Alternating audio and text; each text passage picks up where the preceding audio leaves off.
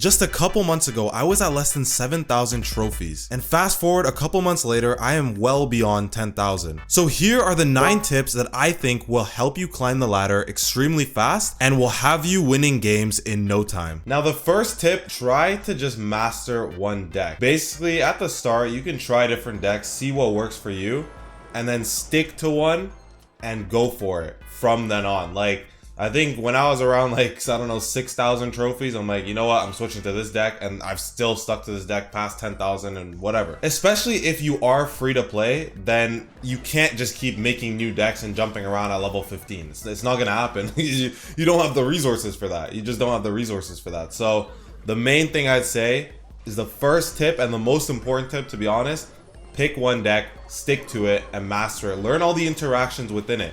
There's going to be so many different interactions, like 130 cards in the game. So there's a ton of different interactions. Master every interaction possible with that one deck and you will see results.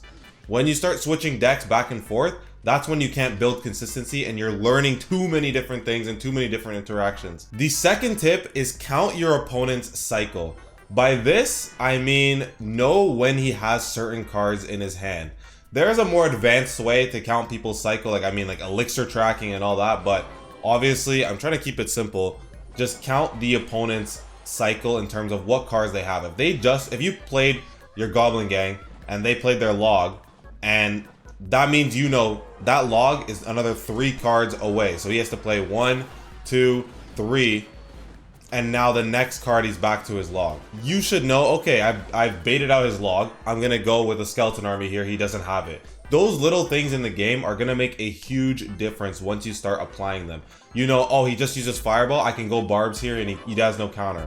Obviously, these are bad examples. I mean, no one's really using barbs, but you get what I mean, right? Like, basically know what cards he has in his hand at all times, or at least the main cards.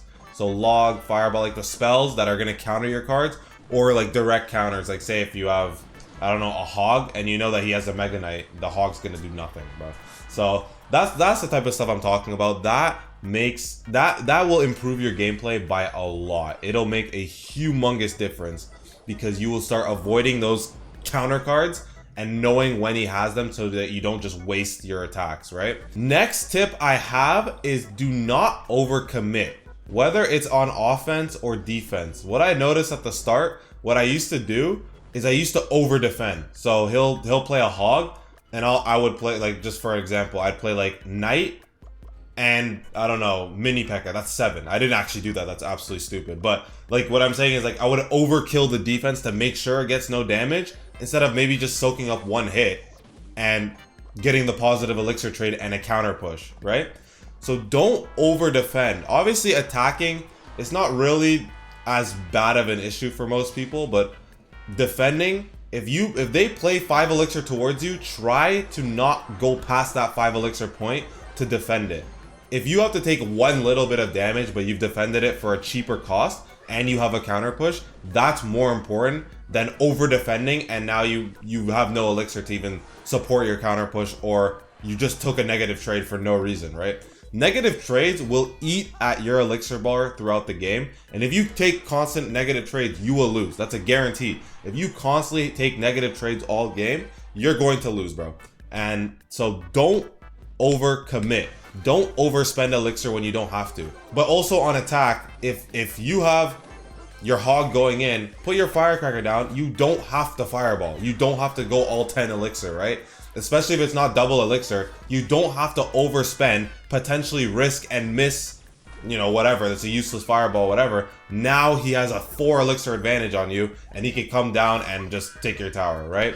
Those are the type of things I'm talking about. You will notice them in your game, and once you start applying this, it makes a huge difference because it did for me. Instead of defending a hog for 7, defend a hog for 3 and call it a day, right? Make a counter push from that. It's way more useful. Tip number 4, watch content creators play the game, and especially content creators that are using your deck. If you use Lumberloon, watch a content creator play Lumberloon and see what they're doing that makes it work. See their playstyles, see why they're using certain cards in certain situations. You will learn a lot just from watching other people play the same deck as you. It is a big game-changing difference. Because on your own, you're gonna think that you're doing the right thing. You might not be doing the right thing. Whereas when you're watching the video, say if you're watching pros, there's tons of good pros that make content. Watch their gameplay on those certain decks that you want to master, and you will increase your skill ability a lot. Trust me, it works. It may be boring. I don't think it's boring. I think it's kind of fun watching content. You're watching this content, so it can't be that boring, right? Make sure that you're learning those interactions. Kind of like I said in tip 1, which is master that deck, learn all the interactions. Look at content creators playing that same deck and look at how they're handling certain interactions and apply that to your gameplay. Because the last thing you want to do is be using cards in the wrong situation. That's just a waste, and it could put you in danger of counter pushes and you don't have the card that you do need. So master interactions. If you see, for example, a hog, know that you're going to go with the cannon or you're going to go with your building. Don't go with the goblin gang or whatever. Tip number 5 is do not get tilted. So what I mean by this is when you are losing games, when you're losing multiple games in a row, don't just go spam into another game. Take a break. When you're mentally not there and you're mentally not kind of, you know, in the best place with the game, if you feel like the whole game's against you, every game is a hard counter, whatever, you're losing, they're lucky, whatever, you take a break. Take 5 minutes, take 10 minutes, take 1 hour. Don't play any more games when you're in that headspace, because you will just lose. You will just make your chance of losing a lot higher. When you're in a clear headspace, you can think better, you can think more logically, and you can make better choices in the game and probably win more games, right? So do not play while tilted. When you notice that you're tilted, stop the game, take a break, and come back. It is a simple tip, but it is a tip that will save you losing a lot of trophies, guys. It'll save you losing a lot of games that you did not need to lose. Tip number 6, assign your cards a role. What I mean by that is understand when and where you need to be using a certain card. So, for example, if they have Goblin Gang and you have Valkyrie, make sure that you try to use your Valkyrie on the Goblin Gang and the Goblin Gang only, unless you literally have to use it for other things. Because say you don't have really any other good counters other than the log and you have to use it on something else, make sure that that card is always ready for the card that it should be countering. Don't use your Valkyrie on the P.E.K.K.A. and then he puts a Goblin Gang and you have no counter now, right? That's what I mean. Like, or say he has a balloon, right? Don't use your Dark Goblin, if that's your only air card, on something else. Save it specifically for the balloon. Only use it when he plays the balloon and no other time. That alone will win you so many games. It'll save you so much stress. Like, make sure that your best counter to their cards are always ready for that specific card. Don't use it on random stuff, like I said in those examples. I hope that makes sense. I don't know if I'm explaining this one the best, but make sure your cards have a role and they're used to counter other cards that they have specifically. The next tip is focus on defense, guys. Offense is not actually that important in this game. Focus on defending first. As boring as it sounds, make him play the first card at the start of the game. You guys will be sitting there, both of you are scared to play the first card, it's fine. Let him play the first card, because you defending will always give you an advantage, because they're coming to your side of the arena. You defend and now you have a counter push with those troops and he still has to defend that. So putting the cards down second is actually a better thing than putting them down first. Counter pushing is more effective than building an attack on its own. So say, for example, he plays a giant and a witch, a scared witch at the back, whatever. They're walking down the lane, and then you put your cannon, you put your mini P.E.K.K.A., whatever. You take out the witch and the giant. The mini P.E.K.K.A. is going to keep going forward. Now you can add more troops and support it, and now you have a counter push just off of your defense instead of just putting the mini P.E.K.K.A. and the supporting with it alone. It's better to defend first and use those troops to counter your opponent's push. Because a lot of the time they'll spend elixir on their push and they'll not have a lot to deal with the counter push that is coming from your defending troops. So you have the advantage in those situations, and that's why I think Focus on defense and then counter push instead of just creating offense from nothing. Tip number 8, adjust to the meta, adapt to the meta, understand the meta and what's going on. For example, this season, the furnace is broken. So not using the furnace is putting you at a disadvantage. Figure out how you can use the furnace in your deck. Figure out what the furnace is good at countering and don't really use those cards.